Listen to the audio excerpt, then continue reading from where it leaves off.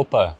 Então, nesse vídeo aqui eu quero contar um pouco do meu processo, né? Como que eu consegui chegar em R$ 1 milhão trabalhando para os outros, sem empreender, sem de fato criar uma empresa com funcionários, apenas vendendo o meu serviço como um freelancer. Para quem não conhece um pouco da minha trajetória, eu postei meu primeiro vídeo lá atrás, onde eu tinha R$ 500 mil na minha conta bancária e eu estava para receber alguns valores também. E daquele tempo para cá, eu consegui juntar R$ 1 milhão trabalhando para os outros, isso descartando totalmente qualquer valor que eu ganhei, ou aqui com o YouTube, ou com a venda dos meus cursos. Então, de fato, eu tenho uma conta bancária onde eu recebo apenas os valores de prestação de serviço, até porque essa é uma empresa à parte dessa outra empresa que eu criei aqui para o canal do YouTube. Então, nessa empresa de prestação de serviço, onde eu prestava serviço de edição de vídeos para gringos, né, nela ela bateu R$ 1 milhão investidos. E essa história começou lá em 2022, quando eu comecei a pegar os meus primeiros projetos,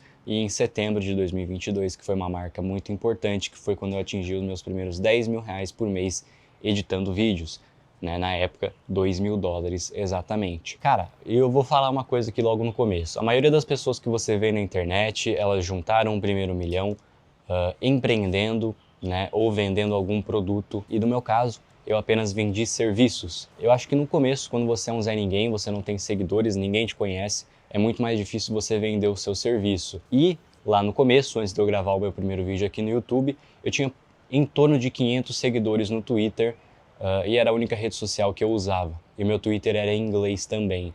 Então eu não interagia com praticamente brasileiro nenhum. E isso é uma coisa bem rara na internet, você encontrar alguém que de fato conseguiu conquistar R$ 1 milhão prestando serviço, sem necessariamente vender nada para ninguém. Aqui no Brasil, eu só vendia a minha hora para estrangeiros. É um número que, pô, desde que eu comecei a trabalhar lá no começo, eu queria chegar nele, é um número muito interessante de você ver na sua conta bancária. E nas primeiras contas que eu fiz, né, de putz, quanto que eu vou precisar investir por mês para chegar nesse valor, lá no começo parecia que ia demorar muito mais tempo do que realmente demorou. Eu sinto que eu cheguei muito mais rápido do que eu previa chegar. Isso porque eu fui escalando a minha renda, eu fui conseguindo melhores clientes, melhores propostas, fui conseguindo cobrar mais por vídeo e dessa maneira eu também fui chegando cada vez mais perto do milhão, cada vez mais rápido e com a taxa de juros no Brasil a 14%, né, 15% ao ano, fica bem mais fácil também porque todo o dinheiro que tiver parado lá ele vai estar gerando um capital bem interessante. Hoje em dia, como você consegue prestar serviço para qualquer país, eu acho que é muito mais fácil você juntar capital prestando serviços. Eu tenho alguns outros exemplos de editores que ganham muito bem, né?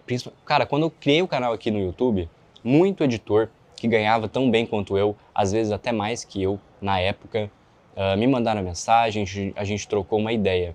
Só que uma coisa que eu percebi com todas essas pessoas, né, que também prestavam serviço para o exterior, que também ganhavam em dólar, eles não guardavam dinheiro. Eu perguntava, ia fazendo perguntas e tipo, conforme eu fui aprofundando a conversa, eu ia percebendo, putz, esse cara ganha 30 mil por mês e ele gasta 32, entendeu? Ele não consegue aportar nada por mês. Ele tem uma renda super alta para a média brasileira, mas ele não guarda nenhum dinheiro. Diferente de todas essas outras pessoas, eu sempre fui muito de guardar dinheiro, nunca fui muito consumista. Você pode ver pelos primeiros vídeos do canal, cara, eu tinha R$ 500 mil na conta e eu tava gravando com o meu headset, entendeu? Com a câmera do meu iPhone, eu não tinha nada muito caro, eu não tinha uma câmera que nem essa, eu não morava num apartamento que nem esse. Obviamente, conforme o tempo foi passando, fui melhorando meu padrão de vida. Até porque agora, como eu mostro a minha imagem aqui na internet, é legal eu ter um setup melhor do que nos primeiros vídeos lá atrás.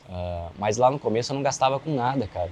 Praticamente 100% do valor que eu ganhava no mês eu investia, porque na época eu tinha 18 anos, eu tinha 18, 19 anos, eu morava na casa dos meus pais, então, pô, a única coisa que eu tinha que gastar era com comida e às vezes com transporte, né? iFood e Uber. E era basicamente esses os meus gastos, eu não tinha nenhum outro gasto, então todo o resto do dinheiro eu investia. Não comprava coisas pra mim, não comprava tênis, não comprava roupas. Tem roupas minhas que eu uso já faz uns 5, 6 anos, pra ser sincero. Então sempre fui um cara nem um pouco consumista, né? Nunca consumi muitas coisas, nunca almejei ter coisas muito materiais, porque realmente eu não vejo muita graça nisso.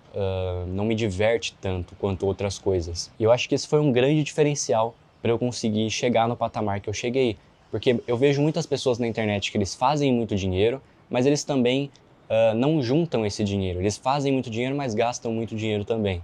E às vezes você não precisa ser um mestre dos investimentos, você não precisa investir na bolsa de valores, ter altas rentabilidades.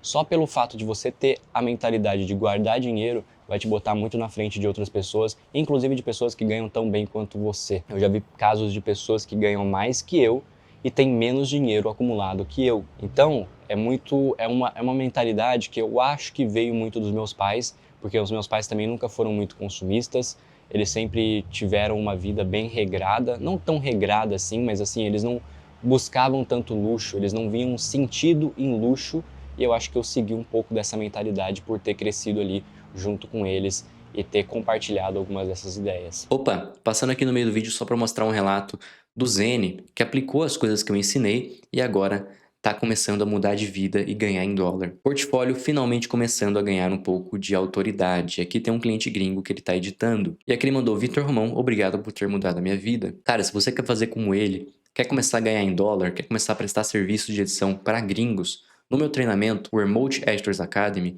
eu te ensino tudo isso, tá? Várias pessoas que aplicaram o que eu ensinei já estão ganhando em dólar e eu recebo relatos toda semana de pessoas que mudaram de vida e agora estão ganhando em dólar prestando serviço. Então lá eu te ensino a criar um portfólio em inglês mesmo sem você ter clientes, eu te ensino aonde encontrar esses clientes, quais os melhores servidores do Discord, quais as plataformas que os youtubers postam trabalhos, além de vários outros módulos, inclusive um módulo onde eu edito um vídeo do zero até a versão final. Então, se você tem interesse nisso, quer começar a ganhar em dólar, dá uma olhada no link da descrição e vai ser muito legal te ver lá nas aulas. E uma coisa que é interessante quando você está no acúmulo de capital, principalmente quando você está prestando serviço, as coisas não vão vir de maneira exponencial, não vão vir. O crescimento do seu patrimônio quando você presta serviço, quando você vende a sua hora, você vai ver que ele é muito mais linear. Cara, tem uns passarinhos agora aqui, eles ficam visitando aqui, eu acho que eles devem ter um ninho aqui na minha varanda. Mas enfim, o crescimento ele é mais linear, entendeu? Ele é uma linha mais reta, ele não é um crescimento exponencial como é, por exemplo, um canal no YouTube, às vezes, ou a venda de algum infoproduto. Não é esse tipo de crescimento. Então, às vezes, é até um pouco desestimulante você ficar aportando ali todos os meses, porque você vai ver o seu patrimônio crescendo, sei lá, 5, 10 mil reais todo mês, e vai demorar bastante tempo para você chegar num valor relevante. Mas é assim que tem que ir no começo, cara. De pouco em pouco, você vai juntando ali e você vai sempre focando em ganhar mais dinheiro, fazer mais dinheiro entrar, aumentar o valor da sua hora, conseguir melhores clientes. É isso que vai fazer com que você tenha um pequeno efeito exponencial nesse cálculo aí. E eu digo isso para todas as faixas de renda, cara. Obviamente, eu acho que na verdade faixas de renda abaixo de 5 mil reais, realmente às vezes, dependendo da sua situação, fica difícil você guardar qualquer tipo de quantia no final do mês. Porém, a partir do momento que você chegou nos 10 mil reais, cara, pelo menos 50% da sua renda tenta investir todos os meses, entendeu? Se você chegar em patamares de 20, 30, tenta chegar, cara, 75% da sua renda, 80% da sua renda, tenta viver um estilo de vida um pouquinho mais básico para você conseguir fazer com que essa curva de crescimento patrimonial seja um pouco mais satisfatória. Porque, cara, se você for aportando 1.000, 2.000 reais todo mês, você vai chegar no final do ano e você não vai ver aquele bolão de dinheiro, entendeu? E não vai ser uma sensação muito boa. Quando você não tem essa satisfação de ver o dinheiro aumentando, muitas vezes você vai só gastar ele buscando prazeres momentâneos, porque de fato o acúmulo em si não te trouxe satisfação nenhuma.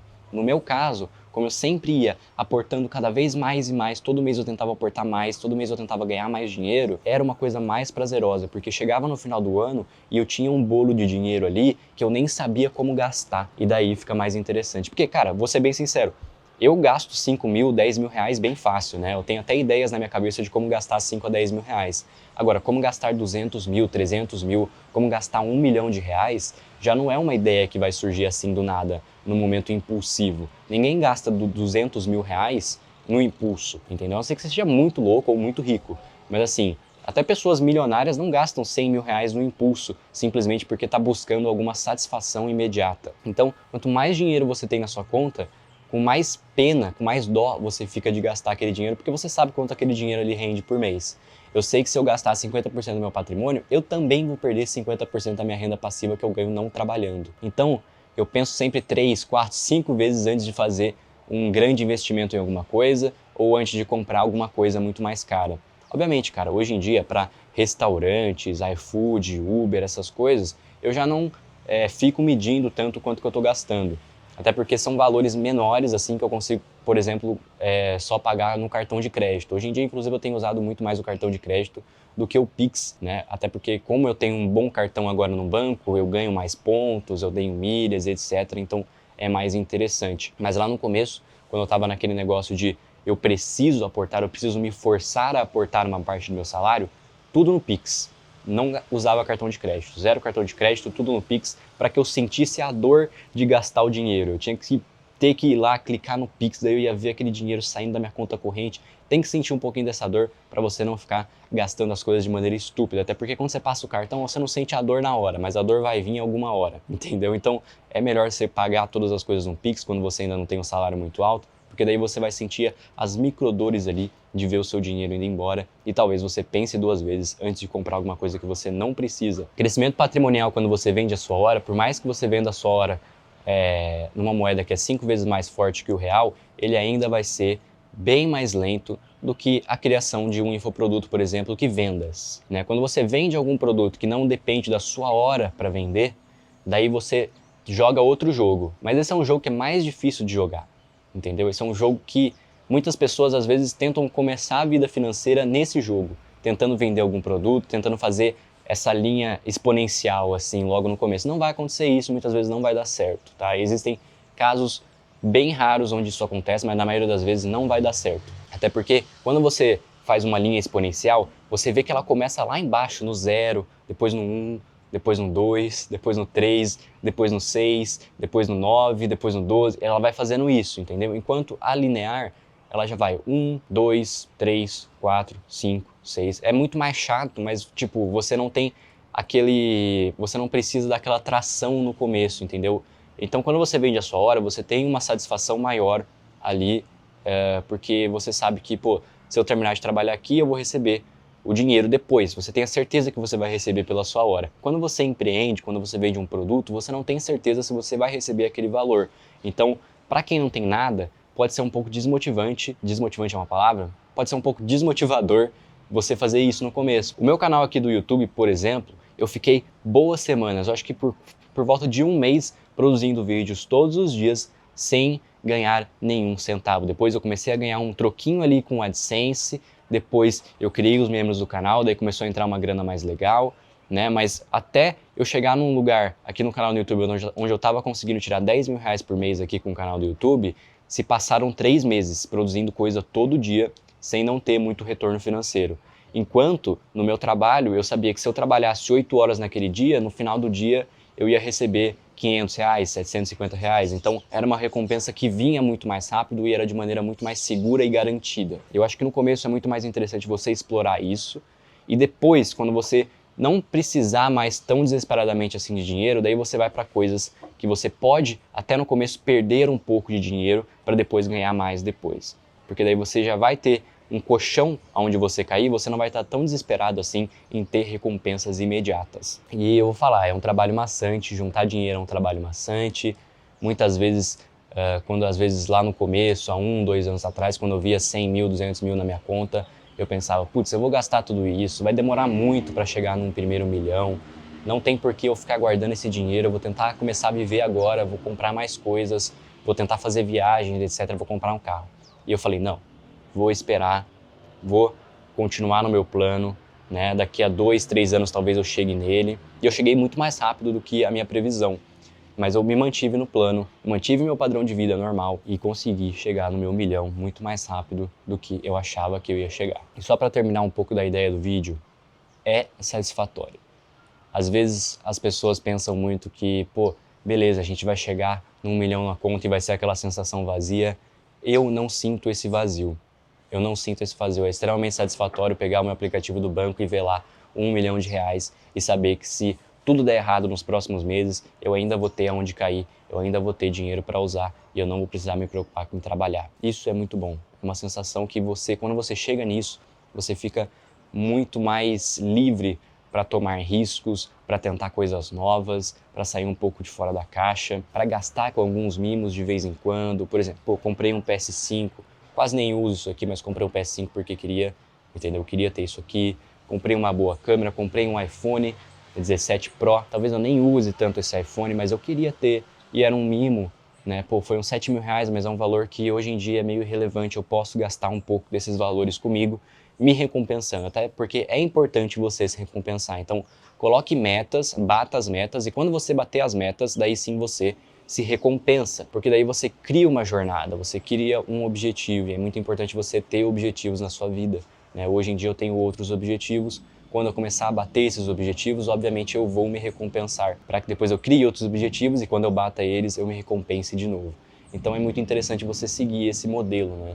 Esse modelo de objetivo e recompensa. Mas eu acho que é isso, juntem dinheiro, façam seus aportes, não sejam consumistas e comprem coisas quando vocês sentirem que vocês merecem aquilo porque vocês atingiram alguma meta, porque daí a sua vida financeira vai ser muito melhor e você com certeza vai progredir muito mais na vida e vai ser uma pessoa muito mais bem controlada financeiramente e com um senso de satisfação.